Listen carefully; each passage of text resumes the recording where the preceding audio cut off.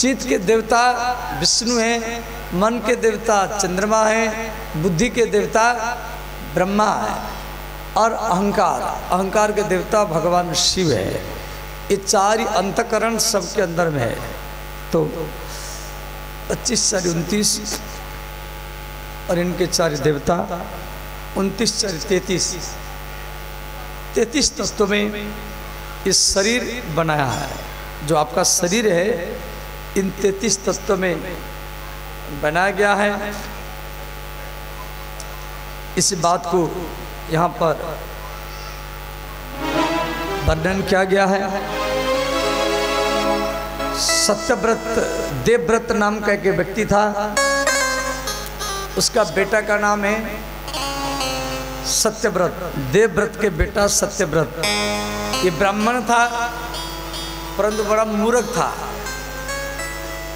इसको कुछ नहीं आता था, ना कोई वेद मंत्र, कुछ नहीं आता था। और जो वेद पाठी ब्राह्मण हो उसका आदर होता है। स्वदेश पूज्यते राजा विद्वानम सर्वत्र पूज्यते। राजा हो वो अपनी गांव या कोई मुखिया हो, एमएलए हो, अपनी विधानमंडल में अपने गांव में उसका पूजा होता है। हम जो विद्वान होता है उसका पूजा तो हर जगह में होता है। तो ये मूर्ख ब्राह्मण था। और शास्त्र में दिया गया है जैसे कोई ब्राह्मण को आप भोजन कराया, किसी साधु संत या ब्राह्मण को आप भोजन कराया, कुछ लोग हमको बोलते हैं जब बाबा हम इतना साधु संतों की पूजा करते हैं फिर भी हमारा ऊपर इतना संकट आता है। देखो ये आपके पूर्व कर्म का प्रभाव है। आपका जो सत्कर्म व्यर्थ नहीं जाएगा।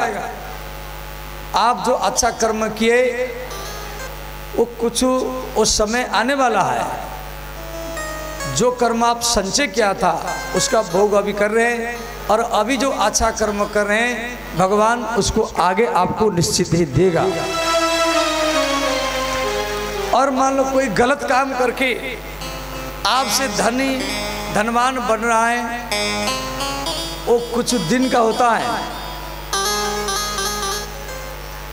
और वो सदा के लिए नहीं रहता है।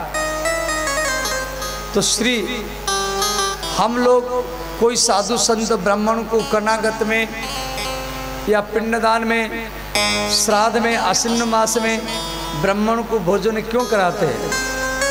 देवी भागवत में कहा गया आप किसी साधु संत ब्राह्मण को भोजन पवाया, आपका दिया हुआ रोटी पूरी सब्जी उसके शरीर में जा कर के खून बनेगा, रक्त बनेगा। उसी खून से, उसी रक्त से वो जो पूजा पाठ करेगा, संध्या बंदन करेगा, रामायण भागवत गीता पाठ करेगा, वो सारा लाभ उसको मिल जाएगा जो उसको भोजन कराया है सुता। तो जो ब्राह्मण विद्वान होता है, आहारम अधिकम चन्न न दातव्य सपंडित है। मूर्ख ब्राह्मण को केवल भोजन करा देना है, बस इतना ही है, तो मूर्ख है। तो ये जो सत्यव्रत था ये मूर्ख था। ये किसी से बोलता नहीं था, इसको कुछ आता नहीं था, परंतु ब्राह्मण था।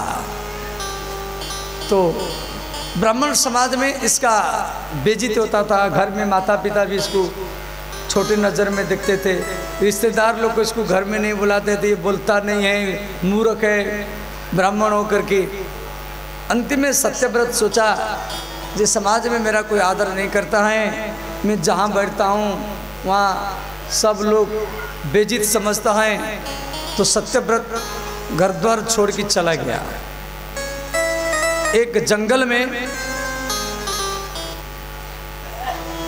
वो एक पेड़ के नीचे कुटिया बना करके रहा। तो उस समय एक शिकारी एक सुगर को बाण मारा और वो सुगर के शरीर में उसका बाण लगा और वो सुगर कुटिया के पीछे आकर के छुप गया। इसके कुटिया के पीछे छुप गया और खून निकल रहा है। और वो खून को देख कर के वो ऐसे खिलाने लगा, एक ऐसे खिलाने लगा, कर खिलाने लगा। कोई बोलता नहीं था, वो मुख से कुछ निकलता था नहीं, सिर्फ ए बोलता रहा। अब वो पीछे पीछे शिकारी आ गया। तो शिकारी ने कहा, बाबा आप इसी पेड़ के नीचे रहते हैं, मैं एक सुगर को बाण मारा हूँ, वो सुगर कहाँ गया? ध्यान देना। जब वो ए बोलने लगा तो सरस्वती, जो भगवती सरस्वती, उसका बीज मंत्र ए, उसका बीज मंत्र ए। तो जैसे ये ए बोलने लगा तो माता भगवती इसके सिर पर बैठ गई और ये श्लोक बोलने लगा। क्या श्लोक बोला? सत्यम न सत्यम। जो एक भी अक्षर बोल नहीं सकता, आज ए शब्द बोला, ए बोलने लगा। ये क्या हुआ, ये क्या हुआ? खून को देख करके, और भगवती इसको ऊपर कृपा कर दी। देखो आप, भगवती के 4 बीज है, ओम एंग ह्रीं क्लीं चामुंडाई बिच्चे। तो एम ये सरस्वती का मंत्र है, एंग सरस्वती नमः। ह्रीं ये माया बीज है और क्लीं ये काम बीज है। तो बाक बीज समझ जाते हैं। जैसे आपको कोई मंत्र दिया गया, हंग हनुमते नमः, तो हनुमान मंत्र का बीज है हंग। जब मंत्र तेज में चलेगा तो हंग हंग हंग हंग ऐसे आवाज आएगा। शनि का मंत्र सम शनिश्चराय नमः, ये शनि का मंत्र है। तो मंत्र जब तेज में चलेगा संग सन सन संग इसे आवाज आएगा। वरुण का मंत्र बम वरुणाय नमः, तो वरुण मंत्र का बीज है बम। हमारी संस्कृत में ये सब जो अक्षर है इसमें भी वैज्ञानिक कारण है। जैसे ओम त्र्यंबकम यजामहे सुगंधि पुष्टिवर्धनम उर्वारुकबंधनात् मृत्युर्मुक्षमामृतात्। ये मंत्र रोगनाश का मंत्र है। कौन सा अक्षर जाप करने से कौन सा रोग चला जाता है, और भाषा में नहीं, हमारी संस्कृत में जैसे कंठ वर्ण क ख ग घ, ये कंठ से उत्पत्ति होता है। दंत वर्ण, दांत में जब जीभ टकराएगी त थ द ध न, ये 5 अक्षर की उत्पत्ति होगा। जिसकी जीभ ने, जिसका दांत नहीं है, जो छोटा छोटा बच्चा या जिसे कोई बूढ़ा बूढ़ी हो, ये त थ द ध न बोल नहीं पाएगा जिसके दांत नहीं है। प फ ब भ म, ये ओष्ठ वर्ण, ये होठ से उत्पत्ति होता है। जब होठ, छोटा बच्चा जिसका दांत नहीं है वो पापा मामा क्यों बोलता है? वो दादा या ताऊ ये सब क्यों बोल नहीं पाता है? देखो दादा बोलने के लिए दांत का जरूरत है। जब तक दांत नहीं आएगी तब तक ये दादा दादी बोल नहीं पाएगा। परंतु पापा मामा बोलने के लिए दांत का जरूरत नहीं है। ये दोनों होठ सटेगा तो व्यक्ति, कोई गूंगा व्यक्ति जिसका जीभ भी काट दो, केवल होठ हो तो भी वो पापा मामा बोल देगा। इसीलिए छोटा छोटा बच्चा पहले पापा मामा सीखता है। क्यों? ये 5 अक्षर संस्कृत में प फ ब भ म, ये 5 अक्षर इसको बोलते ओष्ठ वर्ण। ऐसे अनुनासिका वर्ण या न न म, ये संस्कृत में प्रयोग होता है। तो संस्कृत में कौन सा अक्षर जाप करने से कौन सा रोग जाता है, इसमें भी वैज्ञानिक कारण है। तो ये जो सत्यव्रत भले ही मूर्ख ब्राह्मण था परंतु ये सच ही बोलता था। इसको जो, इसका नाम था सत्य बोला। वहाँ जिस जंगल में रहता था कुटिया बना करके, तो उसी एरिया के लोग को इसको बोलते थे सत्य बोला, या सच ही बोलता है।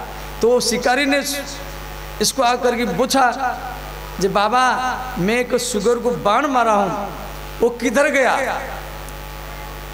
आप तो सत्य बोला है, आप तो एकदम सच ही बोलते हैं, तो बोलिए किधर गया, मैं इसको लाऊंगा।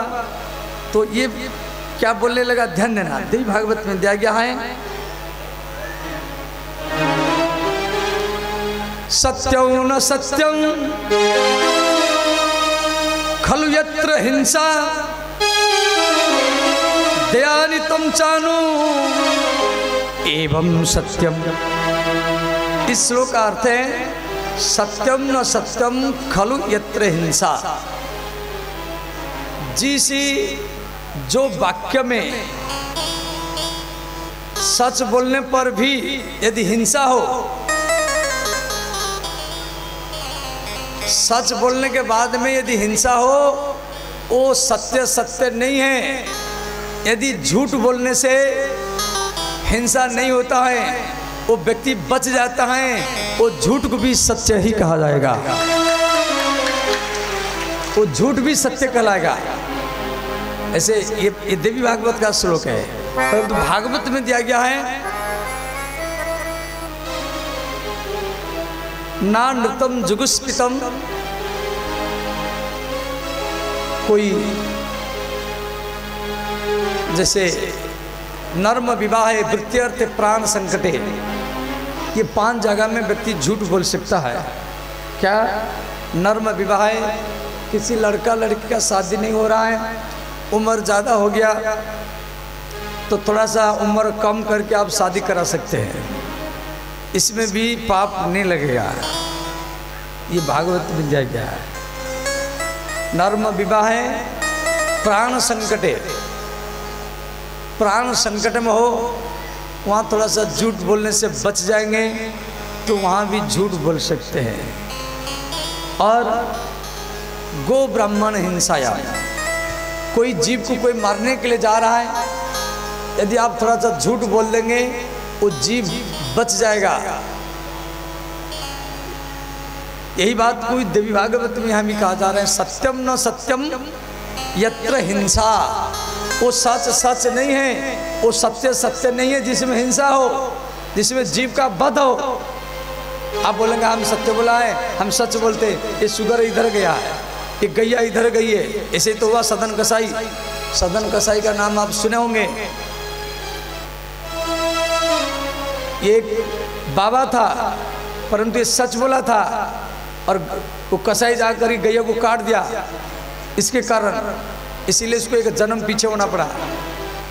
यदि उसी जन्म में इसको भगवान मिल जाते, फिर वो कसाई के परिवार में बाबा जन्म लिया, जिसका नाम पड़ा सदन कसाई। तो फिर ये दूसरा श्लोक में बोला, या पश्यति न सा भृते, या भृते सा न पश्यति। ध्यान देना है, ये दूसरा श्लोक का अर्थ है, ये सत्यव्रत ने कहा या पश्यति माने जो देखा, पश्यति पश्यति पश्यत पश्यन्ति, तो या पश्यति न सा वृते, जो देखा वो बोल नहीं पाएगा। देखा कौन है? आंख देखा। इस श्लोक का अर्थ है आंख देखा है परंतु आंख बोल नहीं पाएगा। या वृते सा न पश्यति, और जो बोल रहा है मुख, मुख बोल रहा है, मुख देखा नहीं है। इस श्लोक का अर्थ है मेरा आंख तो देखा है परंतु आंख बोल नहीं पाएगा। देखा आंख, वो बोल नहीं पा रहा है, और जो बोलने वाला है मुख, वो देखा नहीं है। तो अंत में इस प्रकार ये श्लोक रचना करने लगा। जो मूर्ख ब्राह्मण था इतना बड़ा विद्वान बन गया सरस्वती माता भगवत की कृपा से।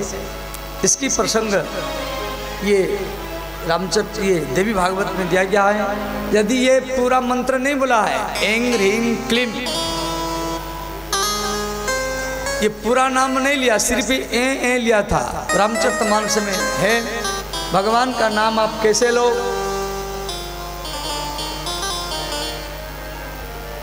वो लोटा नाम जपत जग जाना,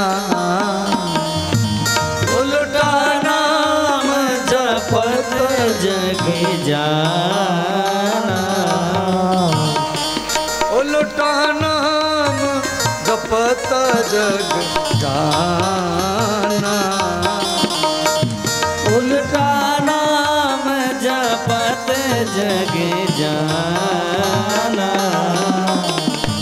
वाल्मीकि है ब्रह्म समाना,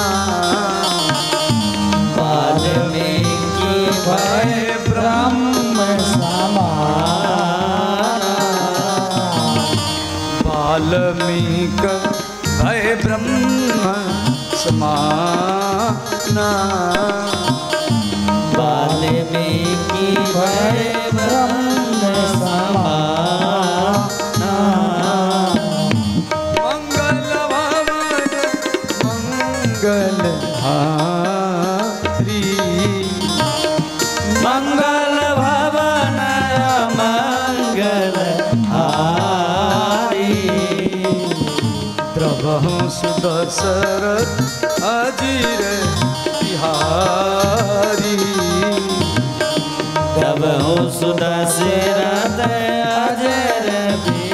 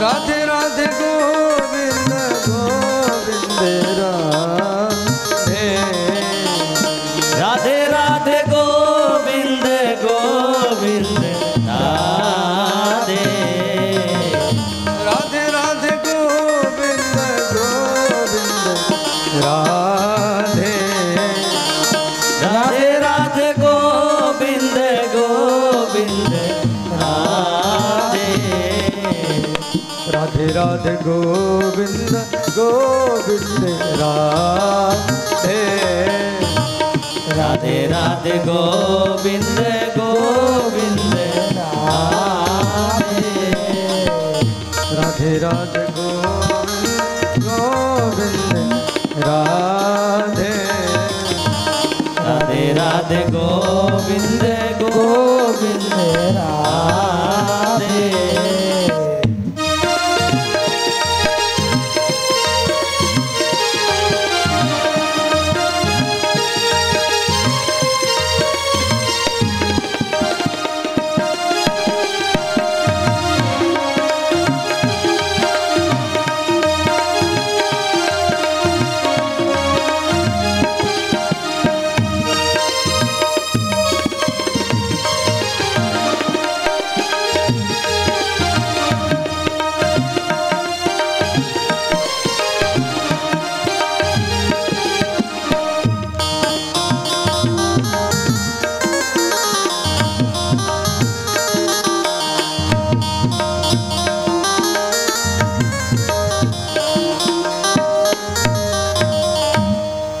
इस प्रकार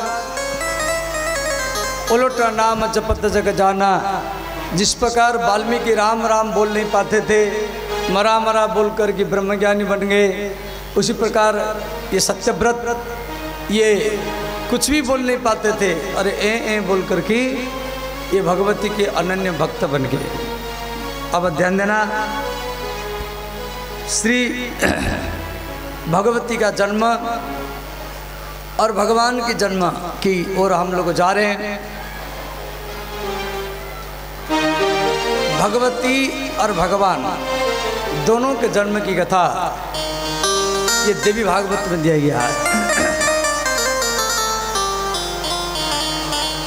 श्री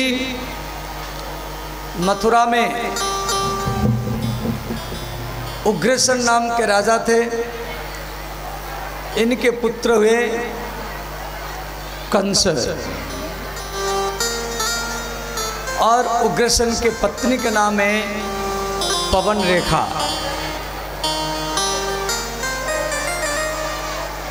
तो श्री उग्रसेन के भाई का नाम है देवक महाराज, देवक के कन्या देवकी है। तो देवकी का विवाह श्री वसुदेव जी के साथ हुआ।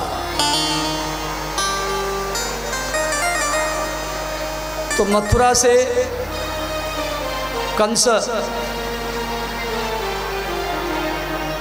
अपनी बहन देवकी का विदाई कर रहा था। आकाशवाणी हुआ, कंस जिस देवकी को आप इतना प्रेम करते हैं उसी के 8वां बालक के द्वारा आपका मृत्यु होगा। तो कंस देवकी को मारने के लिए तैयार हो गया। उसकी केस पकड़ करके जब मस्तक काटने के लिए गया तो वसुदेव जी बोले, इसके गर्भ से जो बालक जन्म होंगे मैं आपको दे दूंगा, तब तक आप दोनों को मेरे जेल में रहना पड़ेगा। तो कंस क्या किया, देवकी वसुदेव को मथुरा की जेल में डाल दिया।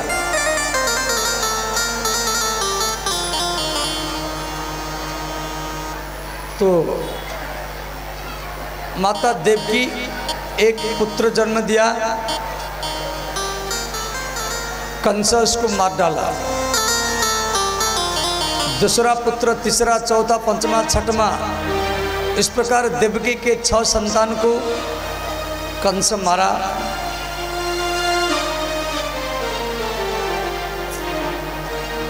तो श्री देवी भागवत में प्रसंग दिया गया है। यदि ये प्रकरण भागवत में नहीं है, भागवत में तो सीधा सीधा है, देवी भागवत में दिया गया ये जो 6 संतान मारा कंस, ये कौन है, इसको विस्तार से यहाँ व्यास जी लिखे हैं। ये जो 6 संतान देवकी के मरे,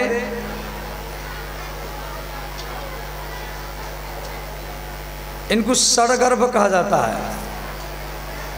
ये पहले मरीचि ऋषि के 6 पुत्र थे।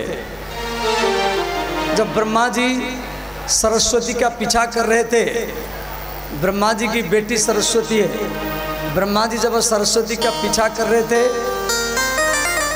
ये जो 6 मरीचि के जो 6 पुत्र थे ये हंसने लगे, ये देखो इनका पीछा कर रहे हैं। तो ब्रह्मा जी इनको अभिशाप दे दिए, जो आप राक्षस बनो। तो यही 6 पुत्र कालनिम राक्षस के पुत्र के रूप में जन्म लिए।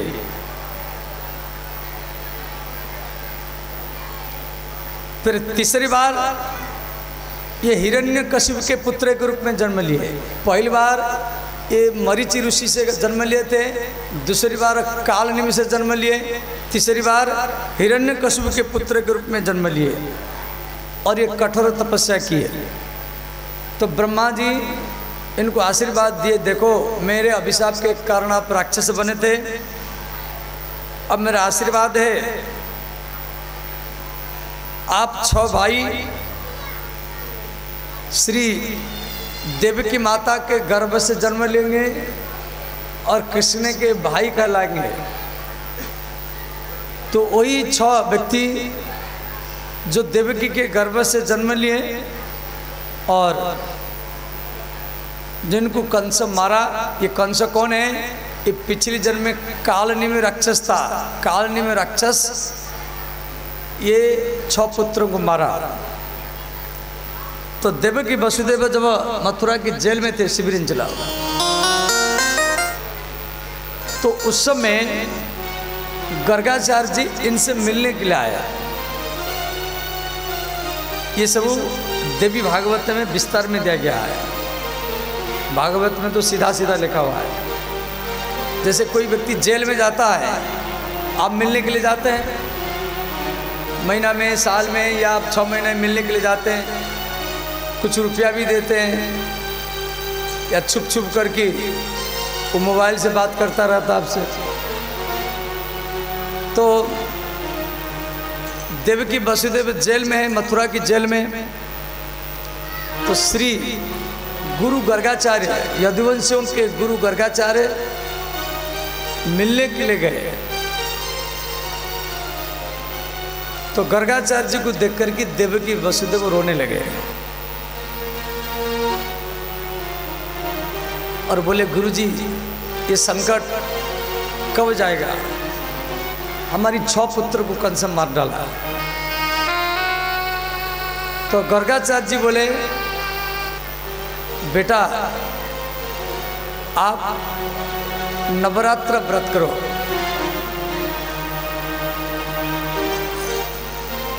गर्गाचार्य जी देवकी वसुदेव को बोले जी आप नवरात्र व्रत करो और भगवती जगदम्बा का पूजा करो, कलश स्थापना करो और ये संकट आपका जल्दी दूर होगा। तो वसुदेव ने कहा, गुरुजी क्या जेल में कंस मुझे नवरात्र व्रत करने देगा? ये तो जेल में करने नहीं देगा। और आप मेरे गुरु हैं, आप मेरे नाम पर ये नवरात्र व्रत कीजिए। इसी पूजा में जो भी आप धन लगाएंगे मेरे नाम पर आप पूजा कर दीजिए। और इस पूजा में आप जितना धन लगाएंगे, यदि भगवती जगदम्बा मुझे जेल से मुक्त कर दे तो मैं बढ़ा करके 10 गुना बढ़ा करके आपको वापस दे दूंगा। इतना कह करके वसुदेव जी रोने लगे। गर्गाचार्य जी बोले, बेटा धैर्य धारण करो, ये संकट जल्दी दूर होगा। तो यदुवंशियों के कुल गुरु गर्गाचार्य मथुरा से ब्राह्मण लेकर के विंध्याचल पर्वत में आए। विंध्यवासिनी दुर्गा जो इलाहाबाद की प्रयागराज के रास्ता में पड़ती हैं, विंध्याचल पर्वत विंध्यवासिनी, भगवती विंध्यवासिनी का आराधना किए। केला का खंबा, आम की पत्ता लाए, एक मंडप बनाए और उसमें 16 हाथ वाला एक मंडप, फिर 4 हाथ वाला एक छोटा मंडप बनाए, उसमें कलश स्थापन किए और भगवती का चित्रपट रखे और श्री गर्गाचार्य जी विधिवत भाव से भगवती का पूजा किए। या देवी सर्वभूतेषु मातृरूपेण संस्थिता नमस्तस्यै नमस्तस्यै नमस्तस्यै नमो नमः। तो महाअष्टमी के दिन भगवती विंध्यवासिनी गर्गाचार्य जी को दर्शन दिया। बोलिए विंध्यवासिनी माता की जय। तो भगवती विंध्यवासिनी बोली हे गर्गाचार्य, आप मथुरा जाओ, भगवान देवकी के गर्भ में जन्म लेंगे और मैं भगवती गोकुल में यशोदा के गर्भ से जन्म लूंगी। भगवान देवकी गर्भ में मथुरा में जन्म लेंगे और मैं गोकुल में यशोदा के गर्भ से जन्म लूंगी। तो गर्गाचार्य जी आशीर्वाद प्राप्त करके मथुरा चले आए। श्री देवी भागवत में ये भी दिया गया है, ये जो वसुदेव है ये पिछले जन्म में कश्यप थे, कश्यप। और देवकी जो थी ये कश्यप की पत्नी अदिति थी। एक बार मरीचि ऋषि ये श्री वरुण देवता के गैया को ये लाए। ऋषि कश्यप यज्ञ करने के लिए वरुण देवता के गैया को अपने घर लाए। यज्ञ हुआ तो यज्ञ होने के बाद में क्योंकि गैया के दूध से जो घी बनता था उसमें आहुति देते थे। यज्ञ समाप्त के बाद में इनको गैया वापस कर देना चाहिए, परंतु ये गैया वापस नहीं किए। तो वरुण के घर में वो गैया की बछड़ा वो बेचारी मर गई। तो वरुण कश्यप को अभिशाप दिए थे, जब मेरे गैया की बछड़ा अपनी माँ का याद करके मर गया, मेरा अभिशाप है, आपका भी पुत्र जन्म लेने के बाद में वो मरता जाएगा। तो वरुण के अभिशाप के कारण ये वसुदेव के 6 पुत्र को कंस मारा। इसके कई कथा यहाँ देवी भागवत से दिया गया है। तो श्री 7वां गर्भ में भगवान संकर्षण आए। तो श्री योग माया भगवती जगदम्बा ने क्या की, देवकी के 7वां गर्भ के संतान को कर्षण करके रात रात में रोहिणी के गर्भ में प्रवेश करा दी। रोहिणी ये वसुदेव की दूसरी पत्नी है जो गोकुल में रहती थी नंद यशोदा के घर में। और अचानक रोहिणी का गर्भ बढ़ गया। रोहिणी रोने लगी, जो मेरे पति जेल में है, समाज मुझे क्या कहेगा। तो श्री सांडिल्य मुनि आकर के समझाए, बोले देवी आपके गर्भ में जो बालक है ईश्वर भगवान संकर्षण है। तो भाद्र मास शुक्ल पक्ष के 6वें को रोहिणी के गर्भ से श्री बलराम जी का जन्म हुआ। बोले श्री बलराम भगवान की जय।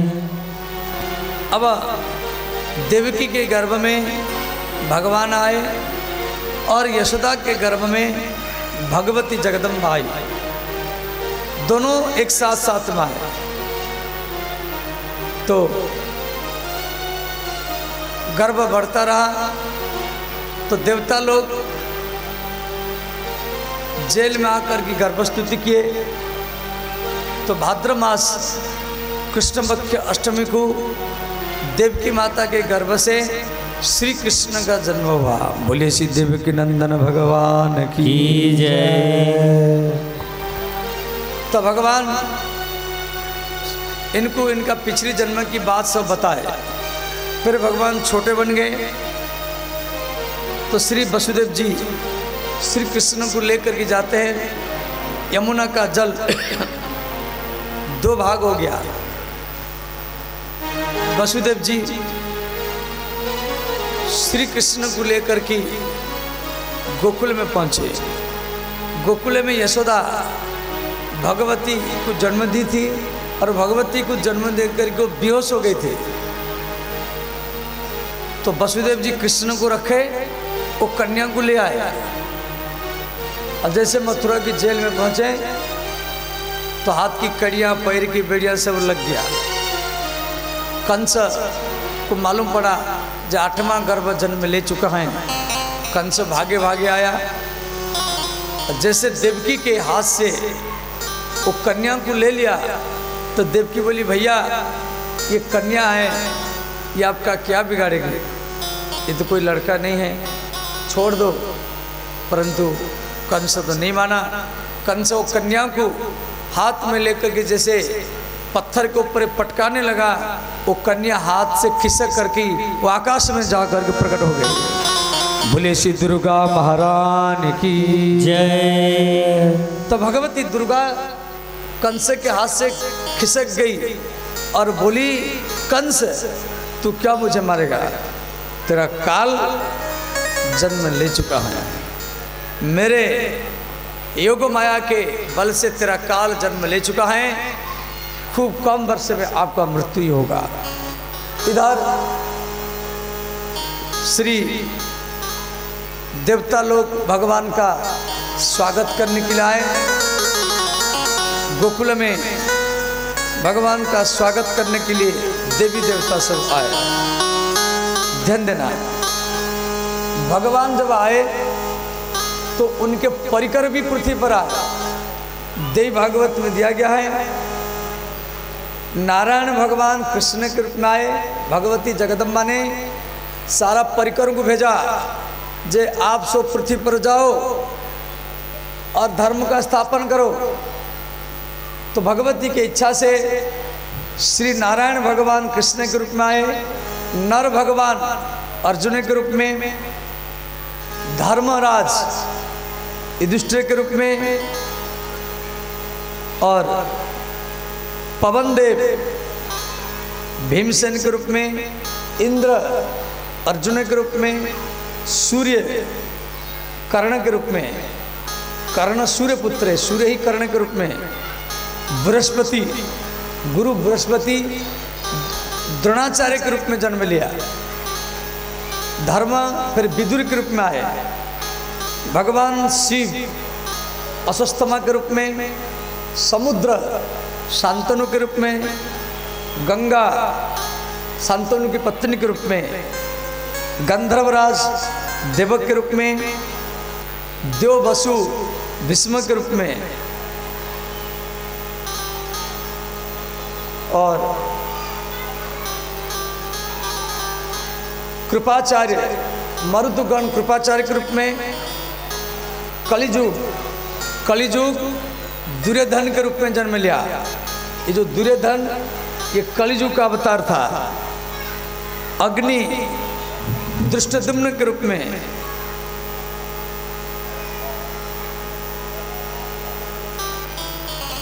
और अंबालिका शिखंडी के रूप में, सनत कुमार सनक सनंदन सनत कुमार ये प्रद्युम्न के रूप में, वरुण देवता द्रौपदी के पिता द्रुपद राजा के रूप में, लक्ष्मी द्रौपदी के रूप में जन्म लिया, सिद्धि कुंती के रूप में, जो कुंती है, ध्रुति माद्री के रूप में,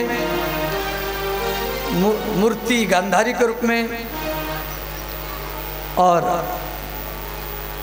रावण शिशुपाल के रूप में, कुंभकर्ण दंतवक्र के रूप में, प्रहलाद शल्य के रूप में, जो पांडवों के मामा थे शल्य, कालनेमी राक्षस जिसको हनुमान जी मारे थे वो कंस के रूप में, और इस प्रकार इसमें तो खर जो राम जी खर को मारे वो धेनुकासुर रूप में, बराह चाणूर के रूप में। इस प्रकार भगवती जगदम्बा ये सारा देवी देवता राक्षसों को पृथ्वी पर उतारा। भागवत में तो केवल इतना ही लिखा हुआ है जो भगवान कृष्ण आए कंस को मारे, परंतु इसमें इतना लिखा हुआ है और भगवती के प्रेरणा से सारा देवी देवता पृथ्वी पर आए।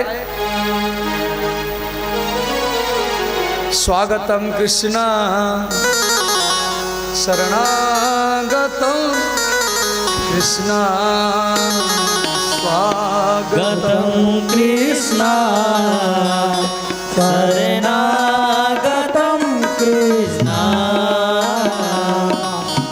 स्वागतम शरणागतं कृष्ण स्वागतं कृष्ण शरणागतं कृष्ण स्वागतं शरणागतं शरणागतं कृष्ण स्वागतं शरणागतं शरणागतं कृष्ण स्वागतं शरणागतं शरणागतं कृष्ण स्वागतं शरणागतं शरणागतं कृष्ण स्वागतं कृष्ण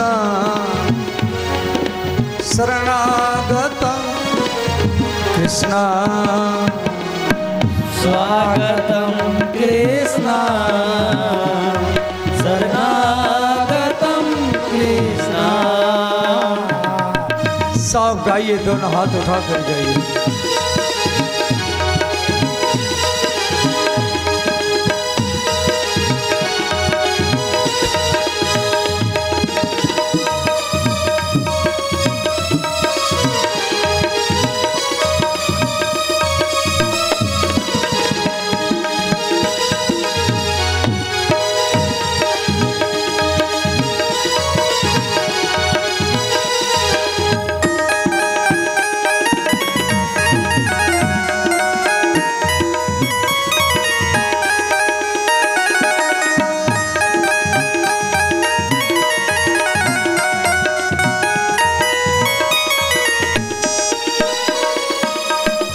स्वागतं शरणागतं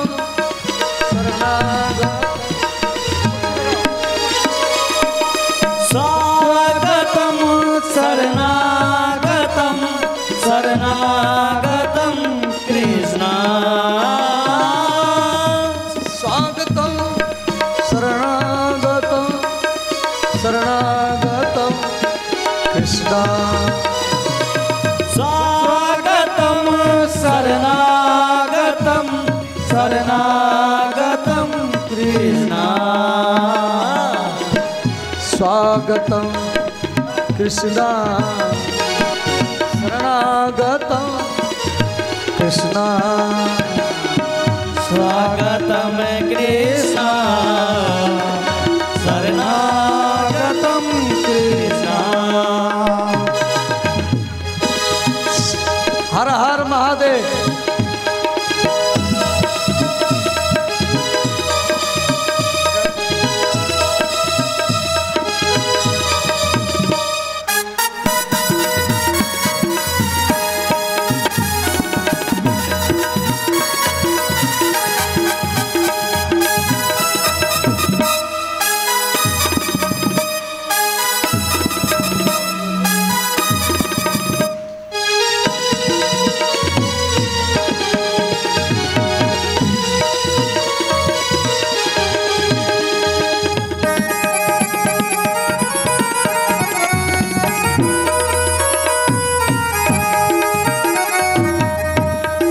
देखो, जजमान और जजमानी यहाँ पर आए।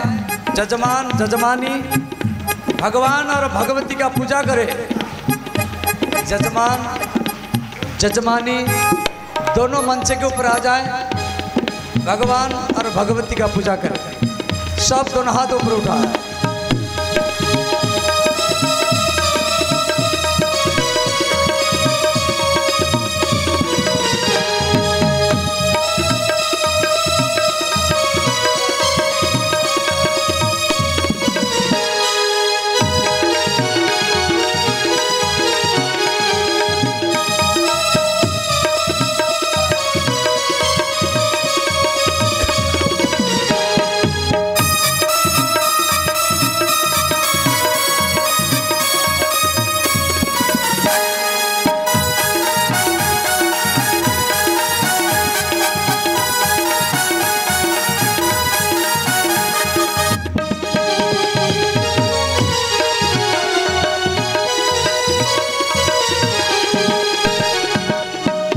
स्वागतम कृष्णा शरणागतम कृष्णा स्वागतम कृष्णा शरणागतम कृष्णा। जय माता की जय माता की जय माता की जय माता की जय माता की जय माता की जय माता की जय माता की वैष्णव देवी जय माता की ज्वालामुखी जय माता की महाविद्या जय माता की उमावती जय माता की ज्वालामुखी जय माता की जय स्वागतम माता की कृष्णा शरणागतम कृष्णा स्वागतम कृष्णा शरणागतम कृष्णा। सब गाइए दोनों हाथ उठा करके।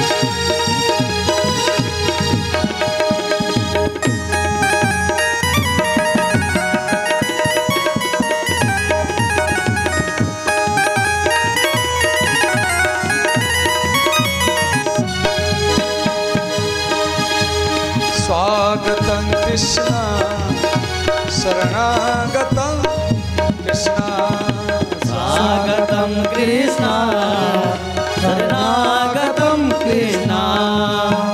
श्री कृष्ण शरणं मम श्री कृष्ण शरणं श्री कृष्ण शरणं मम श्री कृष्ण शरणं श्री कृष्ण शरणं मम श्री कृष्ण शरणं श्री कृष्ण शरणं मम श्री कृष्ण शरणं श्री कृष्ण शरणं मम श्री कृष्ण शरणं श्री कृष्ण शरणं मम श्री कृष्ण शरणं।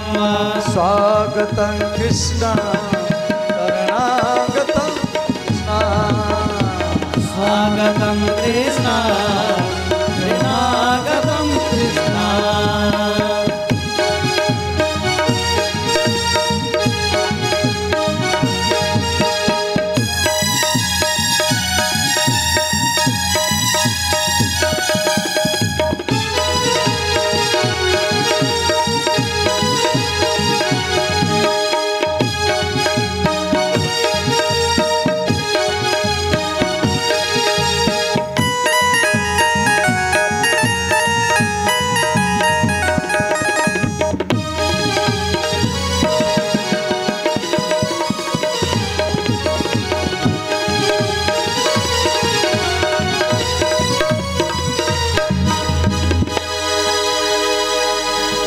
अब श्री भगवान और भगवती के जन्म की कथा देवी भागवत के आधार पर संक्षेप में श्रवण किया और ठाकुर जी की झांकी है और झांकियों का दर्शन कर लीजिए।